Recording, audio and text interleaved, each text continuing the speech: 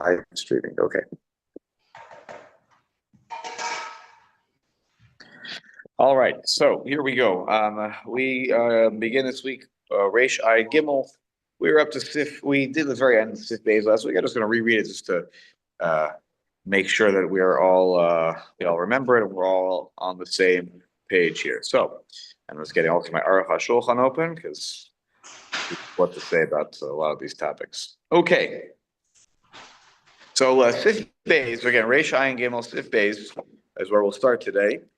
And the Shulchan Aruch there says, "Im kidesh b'bayis echad al manas lechol sham ve'achar kach nimlach lechol b'makom acher tzarich lachazor lekadesh b'makom shirot lechol sham."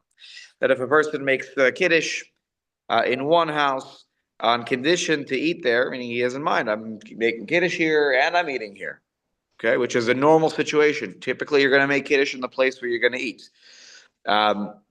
And afterwards, nimlach lechol. It turns out I ended up I'm going to eat somewhere else. So you need to go back and make kiddush again in the place where you want to eat. And we saw here that the Mishnah Berurah had said in Sifkat Antes, "V'achar kach nimlach v'lo achal kan kezayis." In the first place, you didn't need a kezayis of something, right? So you didn't need a kezayis of. We'll see. It's mizonos or lechem. Perhaps wine. There's an argument about for a wine it would be revius, but there's an argument about whether wine can count or not. So you didn't have any of those, then you're not yotzei about you're not yotzei the mitzvah of kiddush. Then you did fulfill the mitzvah of kiddush, b'mkom suda, and then you can go ahead and eat somewhere else because you had a little suda. In the first place where you made kiddush. Now in Sifkat and Yud, we saw last week the makom acher. It turns out you're going to eat somewhere else. Hainu afilu b'cheder acher shebeosa bayis keven shelo ha'isa dato lazem itchila uchdel b'sifal. As we said, this even applies if you're in one room in the same building. And you have in mind if you specifically have in mind when you make kiddush on Friday night, and you're in one room in a house or a building, and you say this is where and then you have in mind this is where I'm going to eat also, and then it turns out you end up having to eat somewhere else, maybe in the same building, in a different room.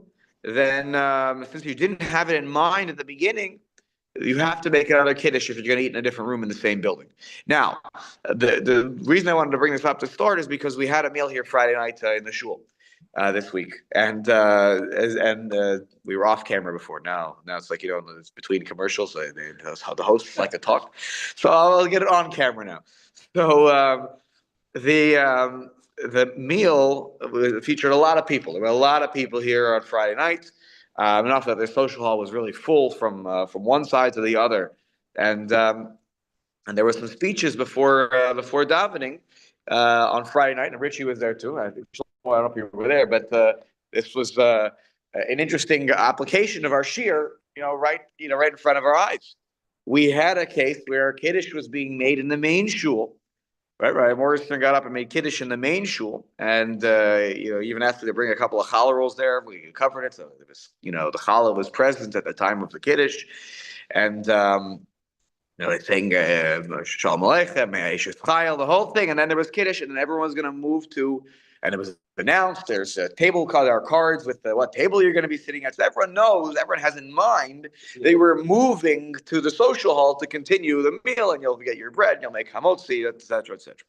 Of course, Jeffrey Berger gave me a look at that moment, right as we were about to, and he was, and I said, yeah, we were just learning this. This is exactly the point. We were just learning that if you have it in mind, then you can move. You have to have it in mind, correct? That's why the point. When you make the kiddush, you have in mind that the meal will take place in another location. That's correct. In the same house, I mean, it can't be in a different same building. It can't be in a different building. But if you have it in mind that you're going to go from one space to the other space within the building, this is a permissible thing to do. Again, the Aruch HaShulchan unequivocally writes mutter. The Mishnah Berurah, as I told you last week, says yes, it's fine, but lechatchila, don't do those kinds of things. But you can get away with it But it's what's important here is that people have it in mind, as we saw in Sif Beis, last week and just now, the more beginning of today. If you don't have that in mind, then you can't do that, right? If you don't have that in mind, that you're going to move from one to the other when you're making Kiddush, then it doesn't work. So in this situation, everyone understood as Kiddush was being made. Everyone had an understanding, of course, we're moving. Now, the one challenge that we're going to deal with this today is that in the process of moving, the question is there some sort of speed aspect to it? Do I have to get there in a certain amount of time? Do I have to? Are there things that along the way could become potentially problematic? Right. This is going to become an interesting question right now about what kinds of interruptions are too much, too far between Kiddush and the Suda, or the beginning of the Suda, which usually happens when you have the bread. Again, it could be on Shabbos morning. You have the Kiddush, and it's the bite of the cracker, the bite of the cholent, whatever it is that you're going to have as your Suda here in Shul. Could be also the challah if you're having challah. But how much time can elapse between Kiddush and the Suda? If you're going to call it Kiddush b'mkom Suda, well, it can't be. I make Kiddush, and an hour later I have a Suda in that same spot. This is obviously I'm giving a very extreme example, but we're going to talk today. A lot of it is going to be about this question about how you connect Kiddush to the Suda. Yeah, Shlomo. You make Kiddush on wine. If we're talking about the tree which you're going to eat, it's like bread, or can you have chulent? So. And say, I made you that here. Yeah. So in order to fulfill the mitzvah of meals, a Suda on Shabbos, a full meal has to feature 2 loaves of bread for the first meal at night, and then the first meal, the midnight meal, and then the first meal during the day. But a Suda could be determined as something less than, meaning for the Kiddush to count, it may require something less than bread. Sorry to put down the other kinds of foods, but in order for the Kiddush to get a check mark, Kiddush b'mkom Suda to be a check mark in my ledger. So we're going to, in Sif Hey, we're going to come to that. Yeah. A kazah, it's just as it sounds. So let's say I have a Shabbos morning. We'll use Shabbos morning as an example. I make Kiddush, or I hear someone make Kiddush, and then I consume a kazayas worth of something that's mezonos, cracker. Like a very small. It's not a lot because it's the minimum. A kazayit is a minimum size shear that gives you some level of satiation. Doesn't mean you're full after you eat a kazayit, but you feel some, like it was enough that it made an effect in me, right? So that's the minimum amount we're going to see in Sifei. I'm sorry, I'm giving away a little bit of what's coming up down the road, but it's hard to not give it away a little bit. That is going to be in Sifhei discussed that the minimum amount is the kazayas, but also the kind of food could even the Shulchan Aruch is going to say lechem or yayin. Lechem we get, that's like challah. Yayin is a little surprising, and there the Mishnah Berurah throws in if wine can count, then all the chameshes mine dagan can count, the 5 grains that you would make mizonos on. So we're going to get there. Yeah, Simeon, I see your hand up. Go ahead. Yes, Rob, are you suggesting that you can koveya a seuda without lechem? I'm suggesting that you can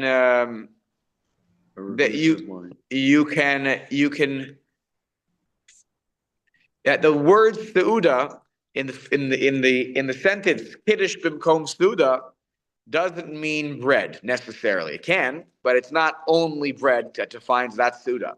However, I want to be careful here. Suda Shabbos must include bread.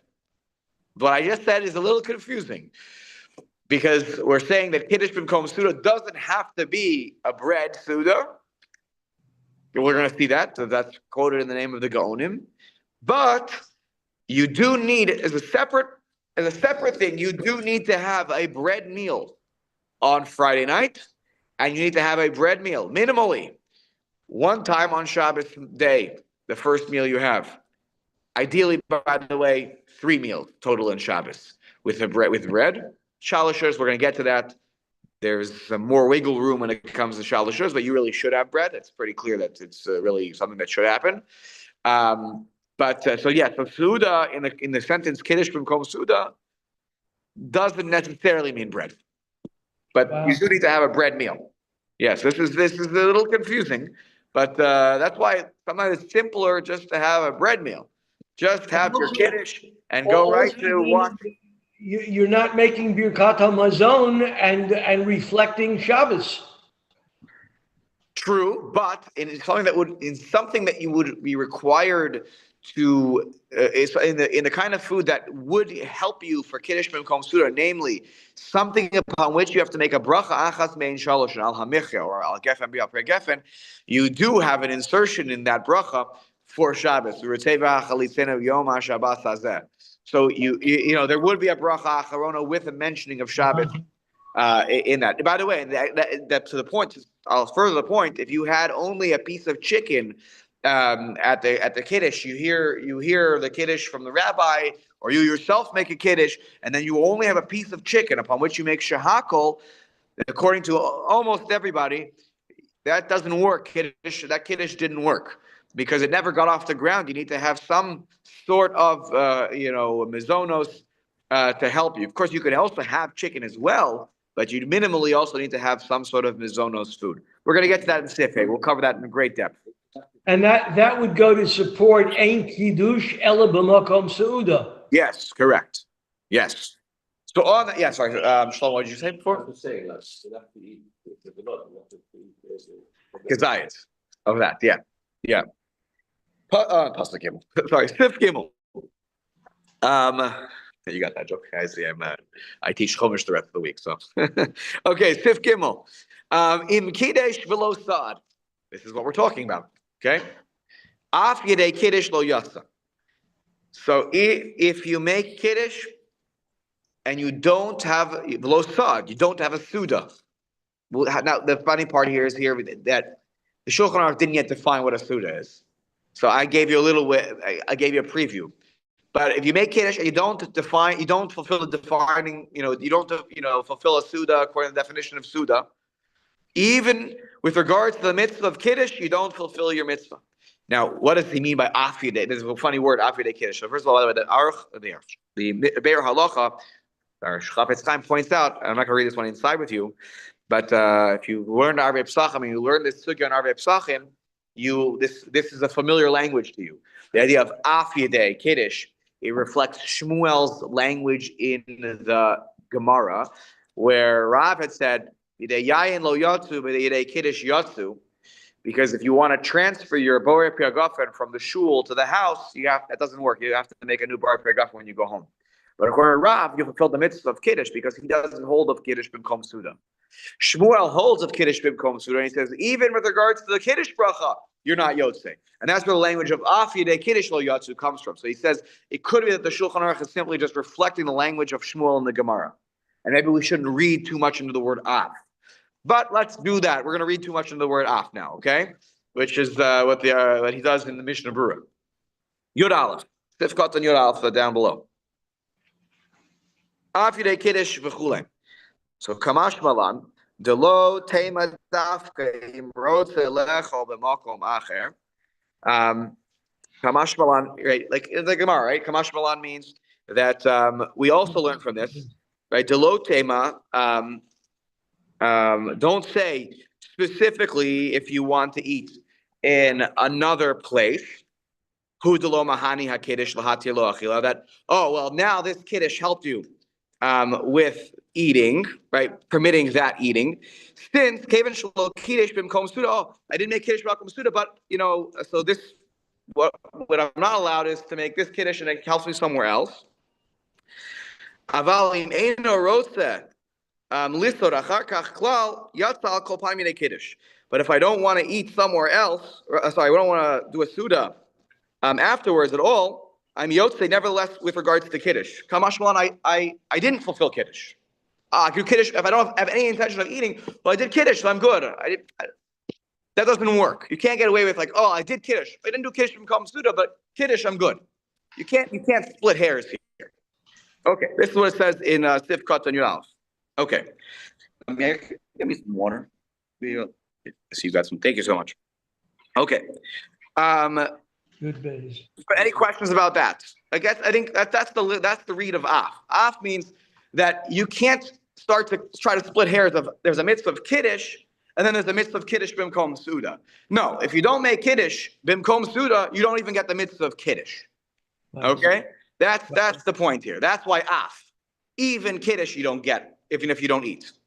Okay, it's not just that you're not permitted to. Not, that you didn't permit yourself to eat in that place because you didn't make kiddush in the same spot. But even with regards to the mitzvah of kiddush, you don't get credit, which is a big deal, by the way. That is a big problem. If you don't have the mitzvah of kiddush, because that's a big mitzvah maybe on its own, but you're not getting that credit in that place. Now, an interesting discussion happens here in my extra comments. Okay, which is so if Jeffrey, you have that edition, which is number 12. Which is, what if a person has nothing to eat? Let's say all I have is grape juice. I don't have anything to eat. Maybe they're so poor that they have nothing. Thank you so much, bro. Let's say they're so poor that they have nothing to eat. So the Birkei Yosef says, and again, unless you're Jeffrey, just listen right now. She'eino chayav b'kiddush. You're not obligated in kiddush. Kevan she'ein kiddush elavim kom suda. He says, if you're that poor, then you're not chayiv in kiddush. You're not obligated because if you're so poor that you have no food, right? Correct. Now, yes, meaning he's saying you're not chayiv. It's an interesting position because it's hard to imagine being so poor that you couldn't find something to eat. But so maybe if you just have the grape juice and you drink the grape juice. That, according to some, can be considered b'makom seuda. If I have a revius of grape juice, because I make an al ha'gefen on that one, so that's possible. The seuda hi hamechayeves la kiddush. Why is it no chiyav on the kiddush? Because the seuda is what obligates you to make the kiddush. So if I have no seuda afterwards, then I don't have a possibility of seuda. Again, perhaps for financial reasons. Then on a technical level, says the Birkei Yosef, I have no chiyav on kiddush. Again, it's so hard to imagine being in such a situation. We shouldn't know of such a thing. But he says this is the situation. There wouldn't even be a chiyuv. And next paragraph, we're just going to skip here for a moment. This is more realistic. Okay? What if a person who can't eat? Medical reasons, they're hooked up to an IV and they're able, whatever. I'm sure the doctor sitting around the table. I'm sure we all know some people who actually are not able to eat, and their nutrition is through maybe an IV or something like that, and they're, whatever reason medically they can't eat. So the Minchas Yitzchak in Nishalos and Shuvo says she'einu chayav b'kiddush. They're not obligated in kiddush. Such a person is not obligated in kiddush because of this reasoning. That the thing that makes you chayiv in the kiddush is the meal. The meal causes the chiyuv in the kiddush, and therefore, if I cannot eat, medically I just can't. Then there's no chiyuv of kiddush. The Or L'Tzion also in the Shelas and Shuvah says the same thing. Sh'adam she'eno yochel lechol kazayis ochel v'lo lishtos revius yayin. So what should he do? Yes, but he wants the mitzvah, fulfill the mitzvah of kiddush midoraisa, which is to use your words to sanctify the holiness of the day. Yismoch ala kiddush she'omar b'tefillah. You rely on the words of kiddush that we say in the tefillah, vayachulu, that we do in the tefillah. By Marav. Right. To fulfill the mitzvah, the biblical mitzvah of kiddush, I rely on my words that I say in the davening, because I can't drink the wine. I can't eat any food. Therefore, that's how I fulfill my mitzvah. And he says here, and I didn't look up this Hebrew word. Maybe those of you with some good Hebrew background. He says, "V'chein hanizon mitizuna she'eno derech hapeh." I think here he's talking about being an IV here, right? Your satiation is coming through an IV, not through your mouth. That you're hooked up to an IV. And the Minchas Yitzchak says there, she'eno nechsheves achila hamechayebes b'kiddush. You can't call that achila that would make you chayev in kiddush. It's an IV. It's not. You're not being fed through your mouth. And he says, then he says, what if all the foods that you have available are vegetables? You open the refrigerator, you open the pantry. I don't know what happened. There are only vegetables in the house. So the Chazon Ish says, Shechayev b'kiddush, then you are chayev in kiddush. Mishum shezehu mizono, right? Because this is considered, it's food. It's your meal for whatever reason. You didn't get any food, and it's not great. But what should you do? V'yishma kiddush me'acher. You have some food you're going to eat. So, but you can't make the kiddush because that's not really food. So at least hear the kiddush from someone else, and you'll have your carrot sticks. You're a vegetarian. If that's right, if you're a vegetarian, right? But even vegetarians, by the way, you'll be okay. You have some, challah, get some mizonos, whatever it is. That's that. Anyway, Simi, go ahead. So it seems that this Rebbe Yitzchak is saying that without the bread, if you had only vegetables, it is not makom seuda. Right. That's what the Chazon Ish says that. That's right. That's correct. Yes. That's right. That's correct. And that's going to fit with what we're going to see in Sifhei when we get there. That Yerakos, anything that's shahakol doesn't help you for these purposes. You can enjoy that as well, but you have to also have some mizonos minimally in that suda. Now, we didn't even get far here. We didn't even get to the Ramah. The Ramah is who throws things off here.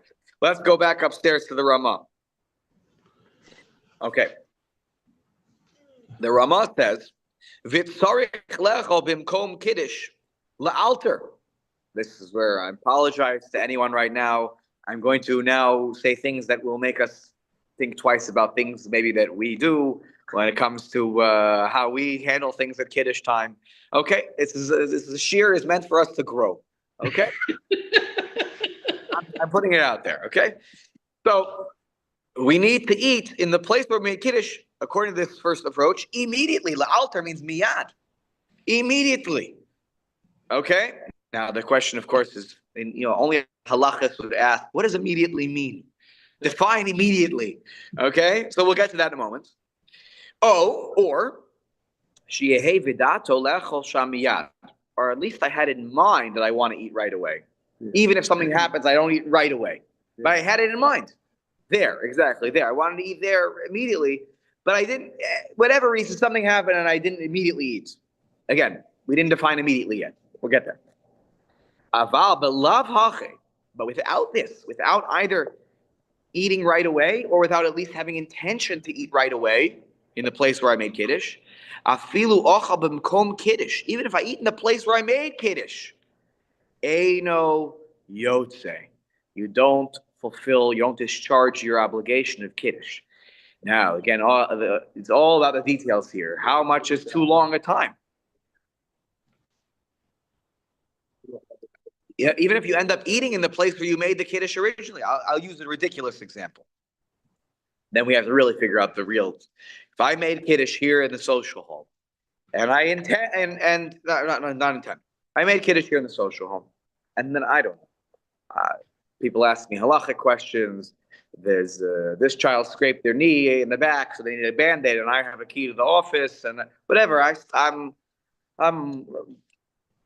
for an hour, which is not unrealistic, by the way. For an hour, I end up, in all sorts of different places, and now I come back to the very room where I made kiddush, to the very spot where I made kiddush, the very table where I made kiddush, and I wash my hands and make hamotzi.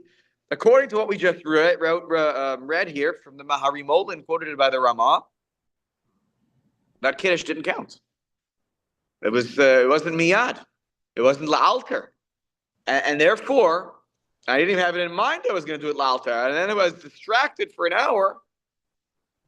That kiddush doesn't help me. It's so detached from the eating that I do, even though it's in the same place.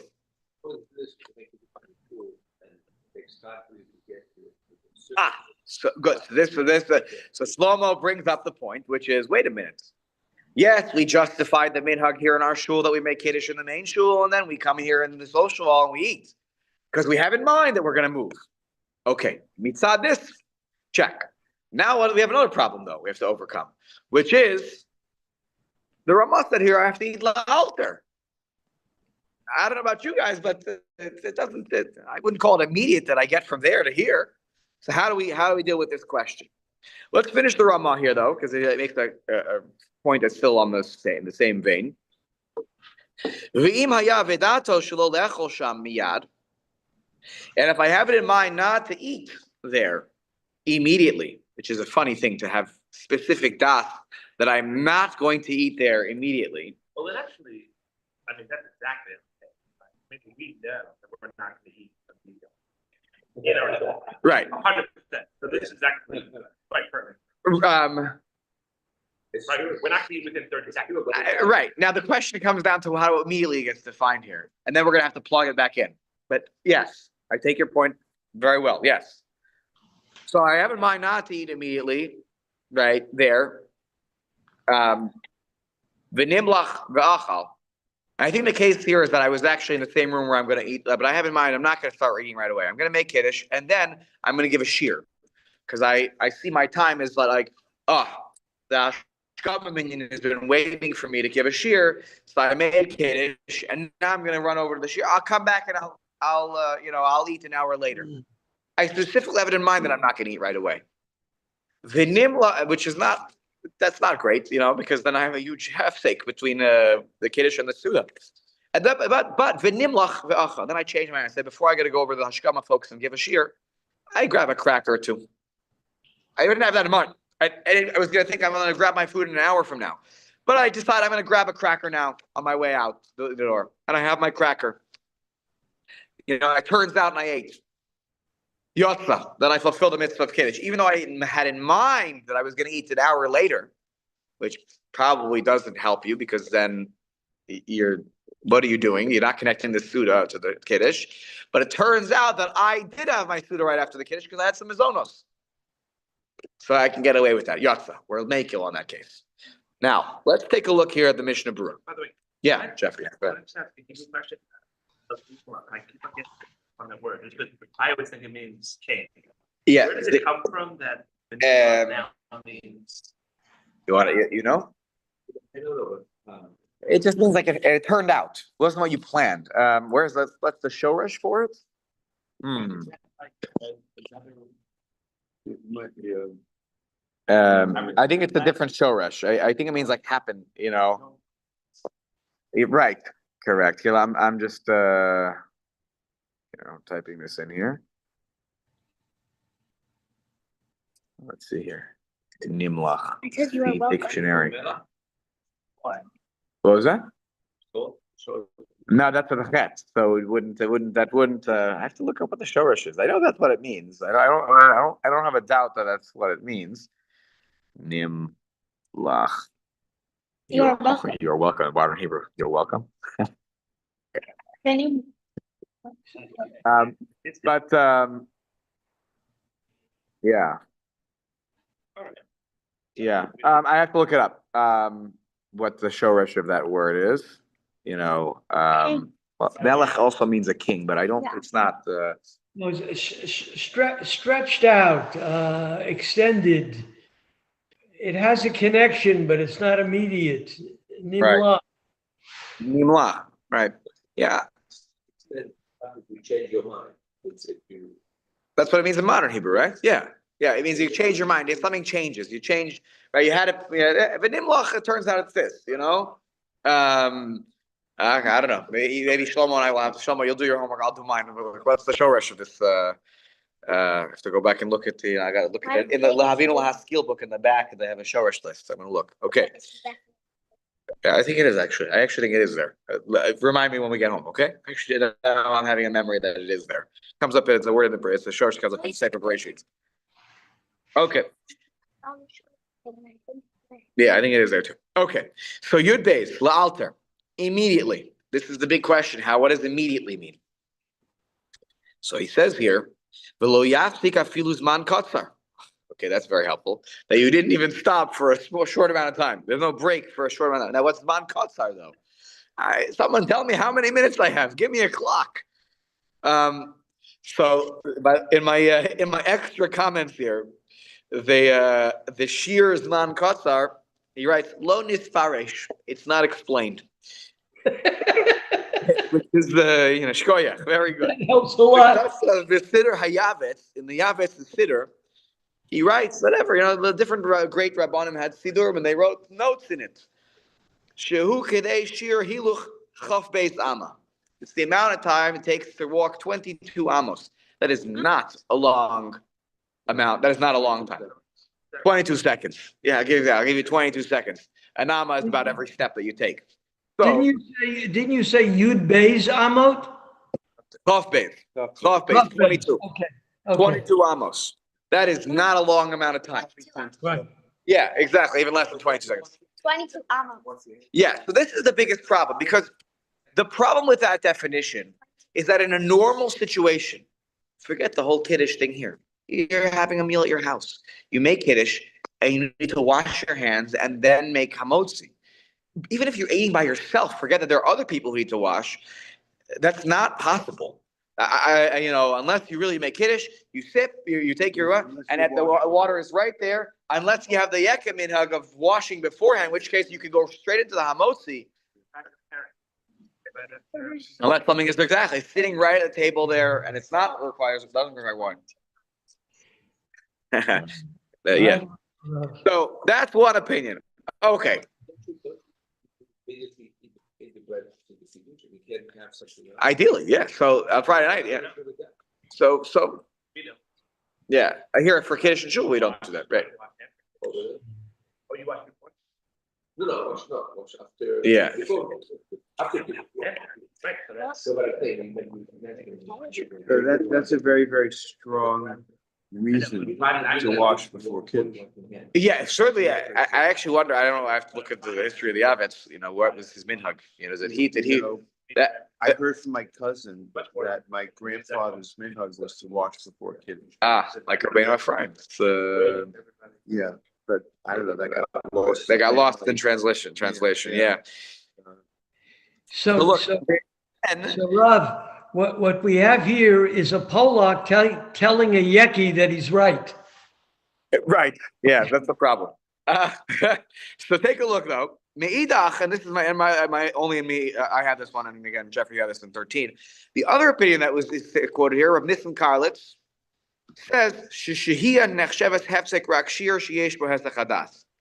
This makes more sense to me, which is that the time that it takes to hesach hadas, you start getting engaged in something different. So you don't talk.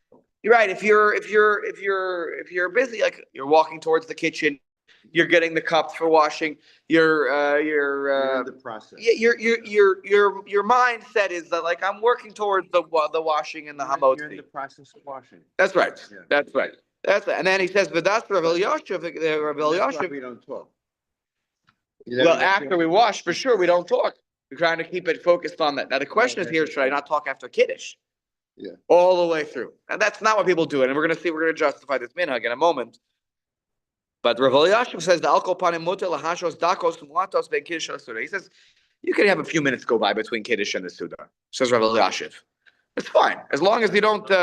As long as you really don't lose your concentration in terms of what you're doing here, right?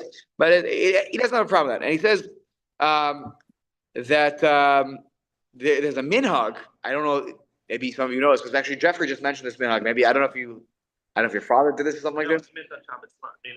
Shabbat. There are those who eat fish like herring. Or after you make kiddush, there's a herring right there. And he says, and then you break bread, then you have your hamotzi, right? Vehadas Chazon Ish, V'Gaon Rav Moshe Soloveitchik, he quotes here, Bishmo, he quotes, I guess, in the name of the Chazon Ish, Lo Haisa Nocha Mizeh. They didn't like this. They didn't like this. They didn't like it. V'achilas peros achar kiddush k'dei limshoch es hate'avon, and to have some fruit to whet your appetite after kiddush. Or let's see on he says fine as long as because the fruit is getting you to have more of a desire to eat. No. You'd have to say eight, correct? Yeah, or yeah, correct. Yeah. By the way, yeah. He says that's a part of the meal. It's drawing you into the meal. He allows this. Okay. Nobody raised the question. Somebody should have been jumping up and down. On Leil HaSeder, we literally have 3 hours between Kiddush and Hamotzi. We tell the whole story of the Exodus in between. We do Kiddush, if it's considered, there's a mitzvah of Kiddush from Malcolm Suda, but the Suda doesn't start, and don't give me that you have Karpas. The Karpas is Ha'adama. And by the way, many people say you don't even have a Kazayas of the Karpas, right? So, in Leil HaSeder, Shema'arichin Harbe, Ben Kiddush L'Suda B'chol Amiras HaHaggadah. So Shlomo Zalman Auerbach says, Shekevan shekachi takonas chachamim.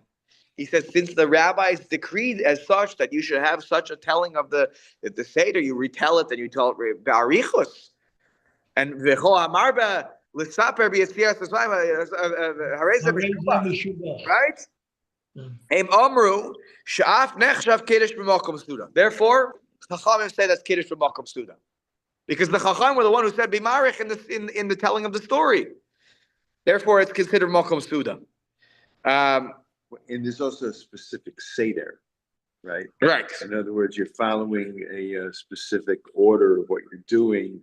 So that directs you to the Suda by kind of like a convention. Correct. Yeah, I think You're on the way. all about it now. That's literally what you're supposed to do on the way to eat. Yeah, and you recite the Seder verbally before you get started, so you know it's Kadesh or Chas, Karpas. Right. We say it out loud, so make like we're gonna get there. Oh, that's good. I like that. And they say it's in here that the Or Letzion says she nechshavus hefsek ben kiddush l'suda on Pesach night. Kevin she tzorech haseuda. Oh, sorry, I misquoted. Sorry. Your Od Kasaf. Sorry. Your Shlomo Zalman also writes. Shekevin shemechuya ba'amiras Haggadah, since you're obligated to say the Haggadah, nechshavas amirasa kitzarchei haseuda. It's a part of the Suda. Right. It's a celebration of what it's a chelik of the Haggadah as a chelik of the Suda, because we celebrate at the end of the story our freedom, and we celebrate what HaKadosh Baruch Hu has done for the Jewish people. Sorry, people had some things I wanted to. Oh, Simi, go ahead. Yeah, Rav. Okay, so you're off the hook by Pesach. Okay, so off the hook. But right. you also cited before then that if you have herring or fruit after Kiddush, but before making the motzi, right, it's still a continuation. How do you do that? Why don't you argue that the fruit or even the herring by itself mandates a bracha achrona, and that clearly is a hefsek? So, if you have something that is drawing you into a bigger meal, it's like an appetizer, then its purpose is to get you to the next level, sort of. In terms of the bracha acharona, and this could take us far afield, so I'm going to say it, and then I'm happy to discuss it afterwards, which is that the bracha acharona, if I have such a situation where I make Kiddush and then I eat something, and I'm eating and I enjoy it, and then I decide I want to wash, I don't need to make a bracha acharona on the first food, because the Birkat HaMazon I'll make later on should be sufficient. But that's only the bracha achrona. It's not the bracha rishona. That's true. That's true. But the bracha rishona is part of that, moving me along towards my appetite growing. For the meal, for the bigger meal, for the Suda here. Again, I bet you that not everyone agrees to this. And clearly,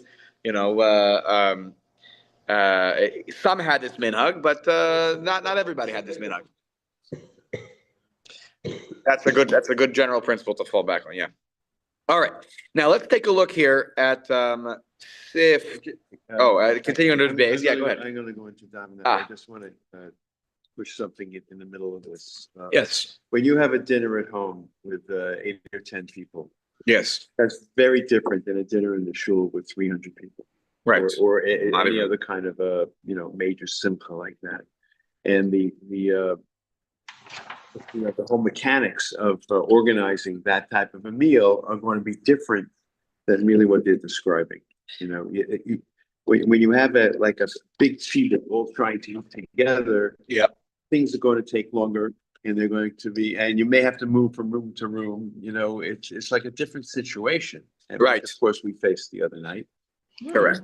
Yeah. Tzibur, a lot of times requires, bending of the rules, And I will add here the Aruch HaShulchan as well before you go. That way you'll at least walk away with the Psak Halacha here, or something to hang your hat on. The Aruch HaShulchan says, "V'yeroh eli de la'alter ein hakavana teichef mamish."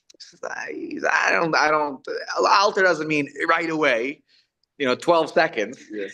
He says believe hefsek rega, that there's no, it can't even 1 minute to 1 second.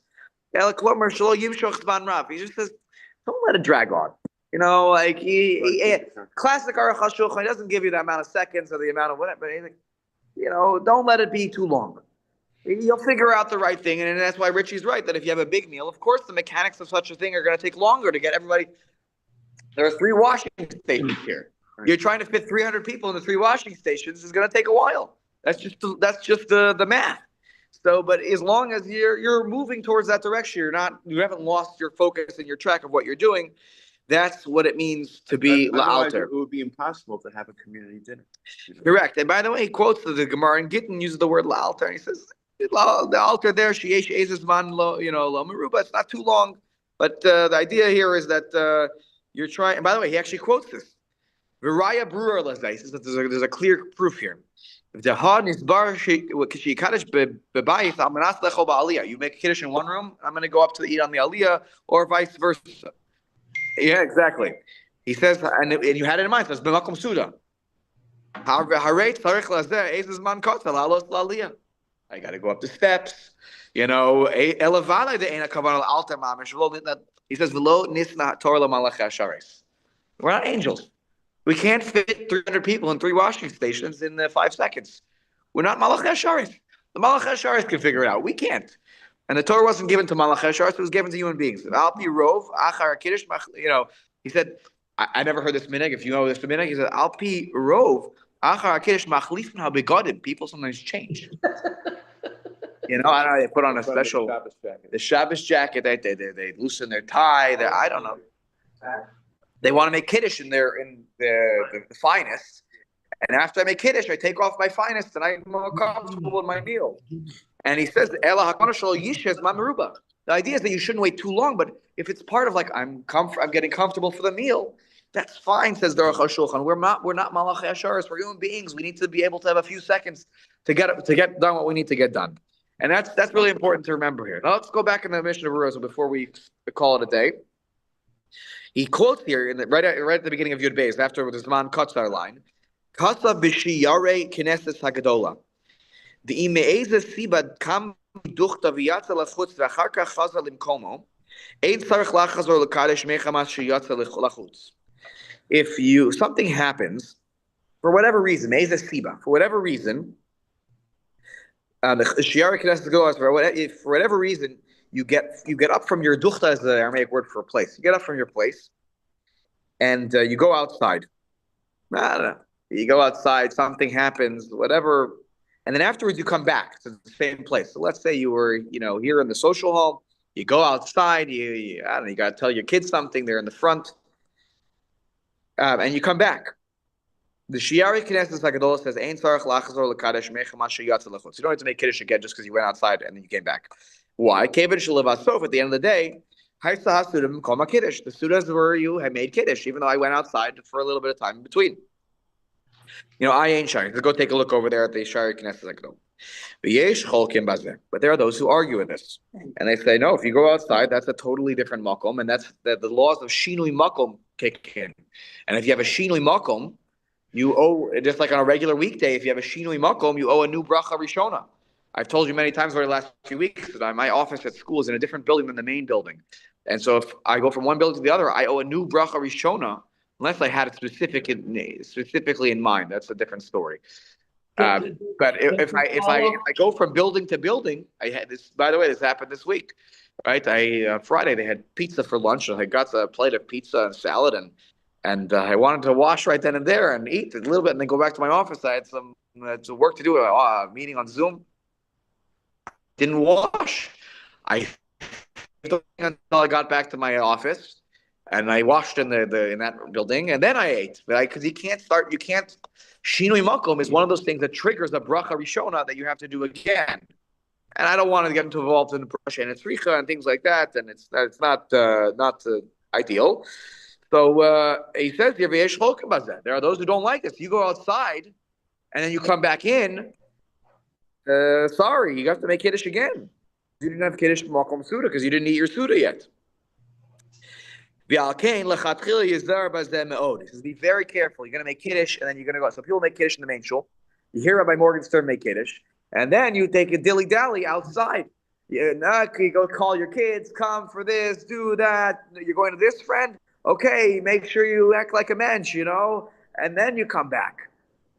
That's not so simple. It's not so posh that you can go outside and then come to get your food. Because that's a shinui makom, and that usually chatchila should be very careful not to do this. However, b'diavad ubefrat, I mean specifically, what if you make kiddush or you hear kiddush? You make kiddush, hear kiddush in the social hall. You're here in the social hall. You make kiddush, and then nature calls. Ubefrat, if I have to use the bathroom, I didn't have a chance to wash and start eating yet, but suddenly I feel the strong urge I have to go to the bathroom.